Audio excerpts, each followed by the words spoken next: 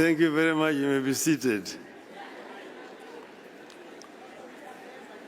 The Chair of the Council of Governors, Governor Anne Waiguru, the Deputy, other governors who are here present today, all protocols observed, ladies and gentlemen, hamjambo. Hamjambo tena. Hey, I feel very, very delighted and intimidated to be found to be here today. I am happy to come. I was invited to come, and I was reminded that this is the 8th of the summit that we're holding. And I just realized that I have been with you in all the 8 summits that we have held. So I was very happy to come again here today. Now, before I say anything else, I just want to introduce those who have come with me. 2 you have already been introduced. Your immediate former chairman, Governor Wycliffe Ambassador Paranya, former Governor Kakamega, and Governor Mwangi Wairia. But I'm also here with the former Minister for Defense, the leader of DNA Party, Honorable Eugene Wamalwa. I'm also here with the chairman of Roots Party, Professor George Wajakoya.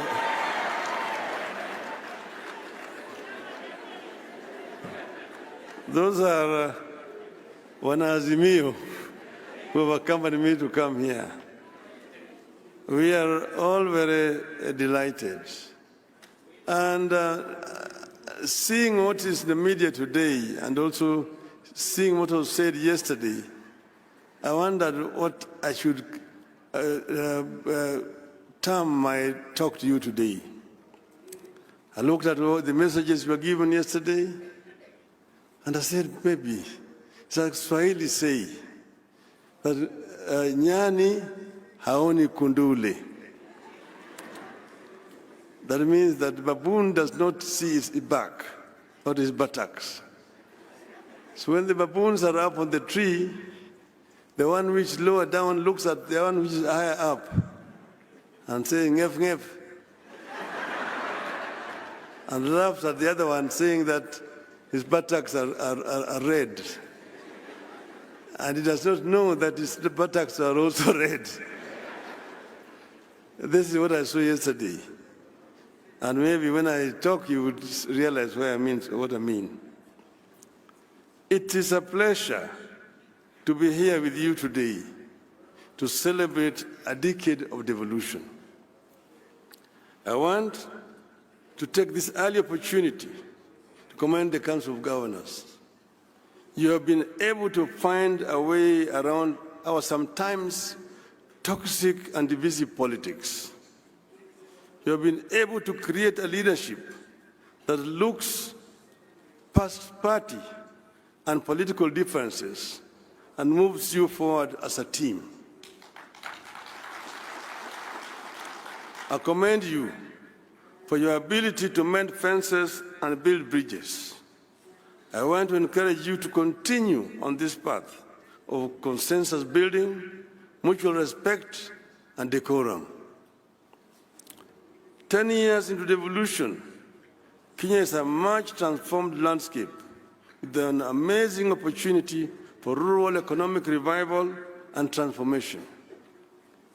There is now economic life in rural areas. Some previously dead towns and market centers are beaming with the life after devolution. The prospect of Kenyans taking charge of their destiny and driving their own development is alive today because of devolution. A new middle class, whose members have not stepped into any major city in Kenya, is rising in the villages across Kenya, thanks to devolution. Devolution's success is a success story.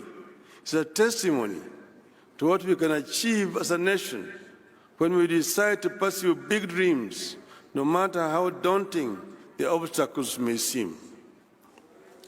As a country, we must congratulate ourselves for having endorsed devolution 13 years ago. And we must always remember it was not an easy victory. When we first unveiled devolution as a campaign platform in 2007 election, the proponents, including yours truly, were vilified and accused of planning to break Kenya up.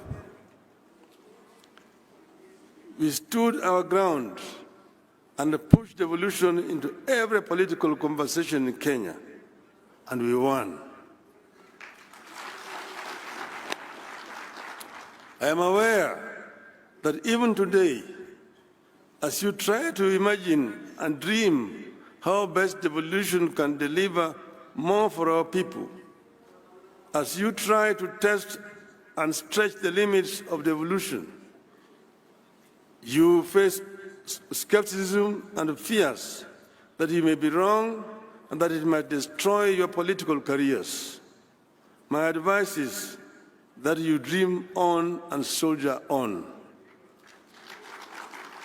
And I know that anybody who decides to go and run as a governor is himself already convinced that devolution can work. And I encourage you to remember the words of President Franklin Roosevelt. I quote, "The only limit to our realization of tomorrow will be our doubts of today.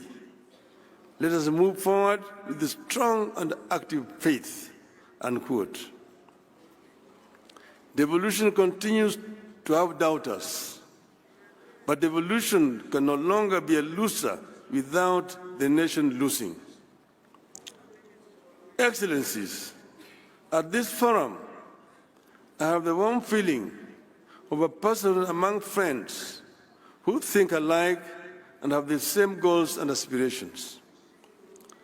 As far as devolution goes, my aspirations and those of the governors are aligned.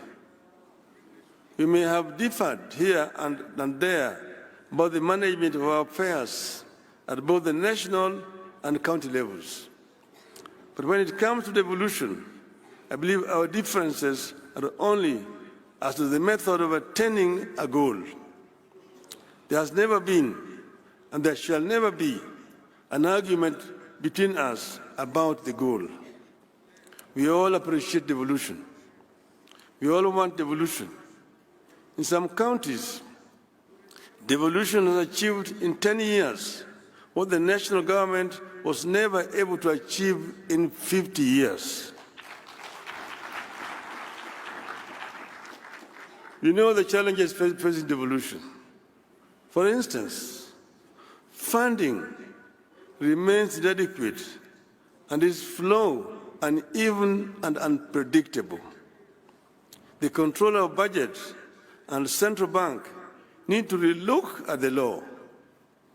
The County Allocation of Revenue Act, CARA, contains a disbursement schedule.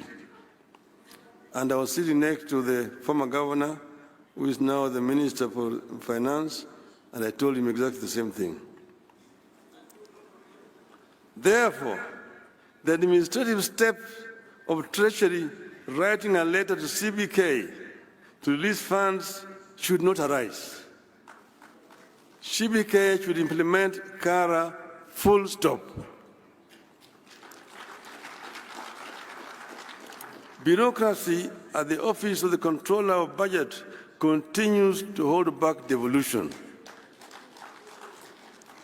There's a worrying clash of vision and responsibility between county chief executives and the members of county assemblies. As the first port of call across the villages, MCAs have real concerns like remuneration and facilitation that ought to be addressed. that ought to be addressed in the interest of harmonious working relationship with the county dream bearers who are the governors. And you see the Nyani Aoni Kundule. Across the 47 counties, the wage bill has become uncontrollable and continues to eat into what should go into the development. Even more worrying is the continuing duplication of functions. More money continues to be spent at Afya House, Kilim House, and Maji House in Nairobi for the roles that are devolved. Nyani aone kunduli.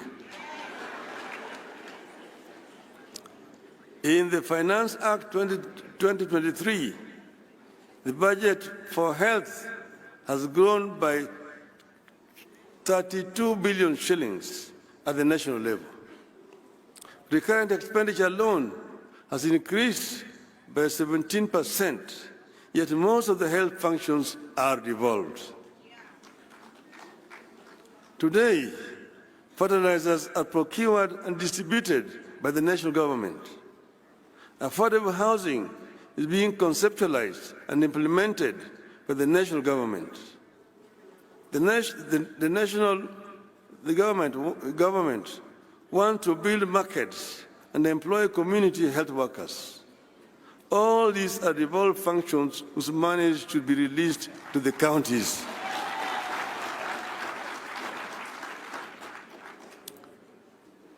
Ten years into devolution, this tug of war between the counties and the national government needs to come to an end. In this tug of war, the Commission of Revenue Allocation continues to be ignored, making revenue sharing between national and county governments and among counties uneven and more political than professional. Nyani aone kuduli. As we castigate the national government, let us worry over devolved corruption. Oversight seems concentrated at the national level, while the graft stalks devolution at every turn.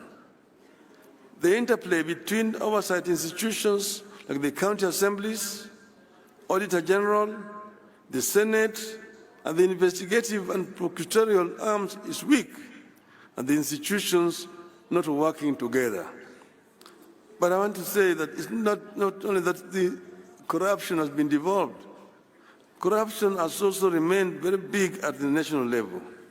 So the national level has no business talking to you about devolved corruption.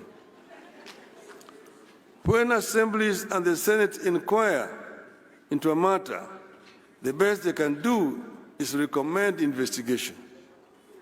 When investigators complete their work, the best they can do is to recommend prosecution. And there is, of course, no guarantee that the courts will punish the wrongdoers. Let us address these man-made challenges once and for all, so that we can unleash the full transformative capacities of our counties. We need a constant and consistent monitoring of all laws governing devolution to ensure their implementation and to add statutes whenever they are needed. Your Excellencies, ladies and gentlemen, we meet at a time our country is facing real grave threats. This is a reality check backed by government data. The economy is struggling. Our national currency is severely weakened. The shilling has fallen by 10% since March this year. Our people have been hit hard by punitive taxes and a consequent rise in the cost of living. We have runaway unemployment. Our healthcare system is broken. We face challenges with food security at a time climate change is turning everything upside down. From farming to healthcare, to provision of water and infrastructure, nothing is the same or predictable anymore. Unfortunately for governors, you are stationed where the desperation, the need, and the expectations are highest. That is, at the grassroots, where people want instant solutions. I believe that as a country, we are lucky to be going through these challenges in the era of devolution. I believe that if county governments were not here to absorb some of the shock and act as cushion, the economic and governance challenges Kenya is going through today would have overwhelmed and overrun the national government. To continue providing buffers for our country and respond to the cries of the people, counties need a tremendous amount of financial resources in a timely and predictable manner. The national government, therefore, needs to understand and appreciate counties as necessary partners in the journey for a successful Kenya.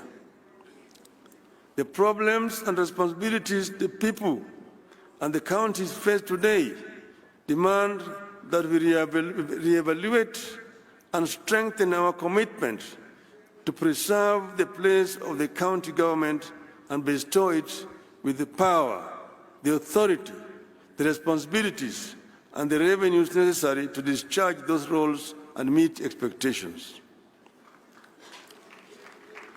In times like these, county government may be tempted to do what the national government is doing, which is to increase charges for services they provide to generate more revenue. And I was listening to the talk about its own revenue. I see it differently. I believe this is the time for county government to act compassionately and responsibly.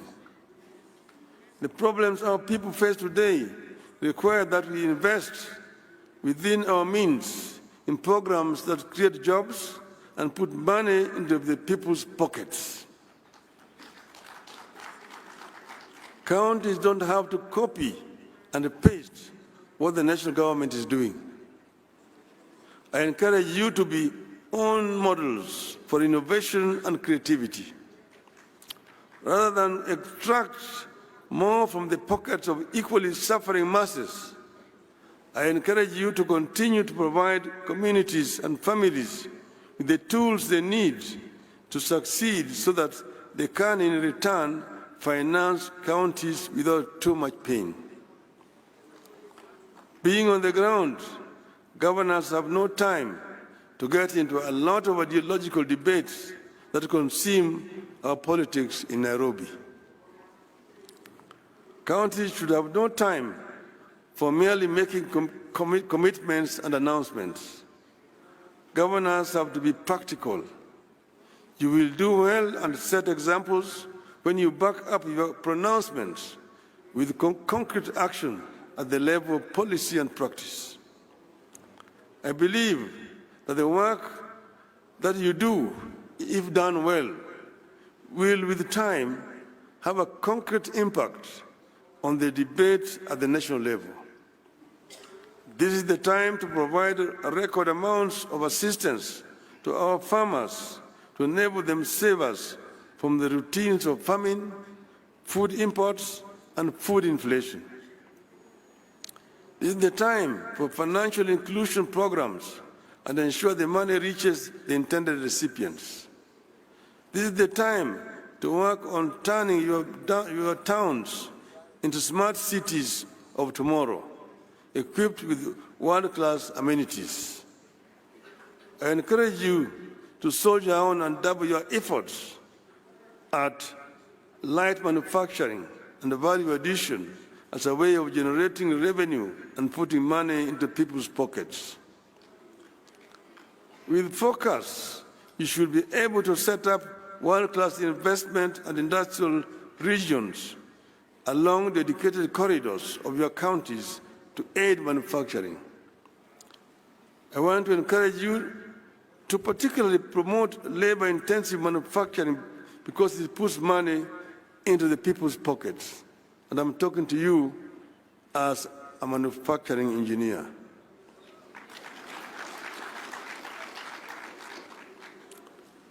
Put focus on building infrastructure, including roads, electricity, and water and farm irrigation. This will yield returns. We have to ensure that our policies are predictable and tax regimes stable. Ease of doing business in your counties must therefore be a prime concern. Investors need the assurance that the rules of engagement are the easiest that can be. Remove bureaucracy. With such clarity, you will be able to create employment opportunities, encourage enterprise, and to create a bigger job market for our youth, widening your base for revenue. I believe it is time, again within your means, to allocate some of the money from own revenue to a cash transfer program to help protect the poor at the grassroots. I want to encourage you to continue with cooperation between counties. At the same time, however, we need a competitive element among counties to prevent the temptation to just maintain the status quo. Let us compete even as you cooperate. Finally, ladies and gentlemen, I want to disclose to you a reality slowly taking shape in our country, but which many of us, including the governors, may not notice. While national politicians may be getting all the attention, the action of translating policies into improvement of livelihoods is actually being determined by governors, county assemblies, and county governments. I see immense possibility for our county-driven growth and leadership in our country. I see potential for a county-driven quantum leap in our country. This hidden reality is not limited to one section of our region. The potential is unlimited. Be open to ideas, investments, and innovations. You may just be the team that put the country on the path to a reversible takeoff. I want to conclude by referring to what Governor Jonathan B. said, the host governor, that they are expecting bumper harvest in this region because they did mandamanos in the farms instead of doing the mandamanos on the streets or carrying sufurias. I want to tell him that this katiba that we have is a product of mandamano.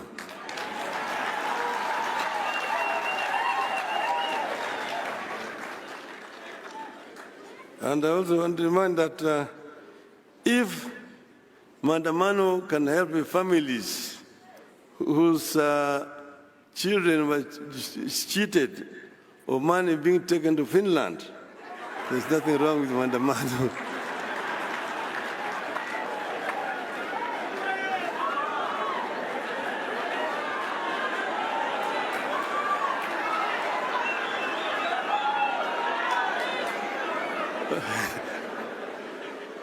What is wrong is police brutality.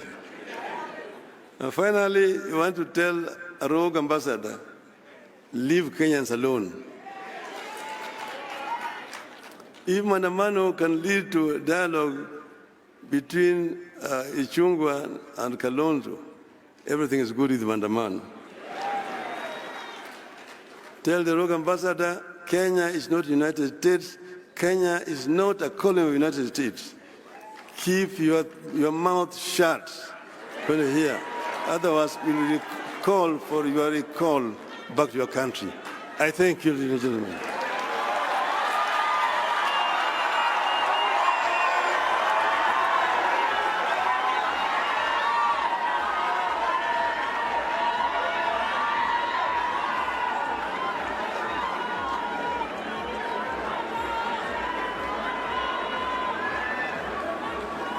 Thank you very much.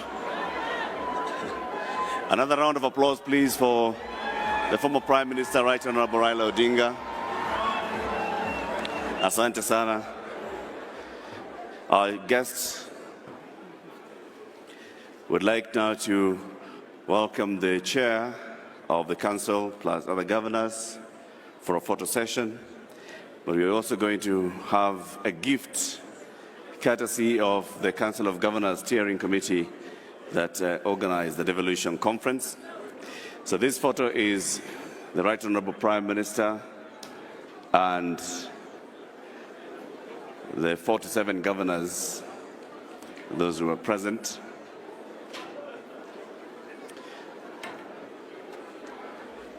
The next photo is going to be the Right Honorable Prime Minister and senators present.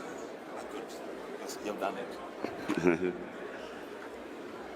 Asante sana, asante sana. Oh, Governor Malombo was not caught in the photo. There you go. Asante sana. Next up, I'll call the senators who are present.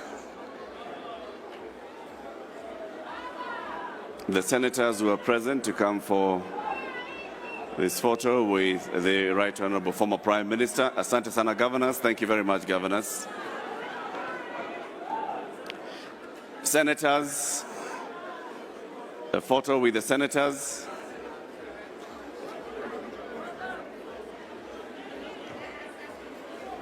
A photo with the senators.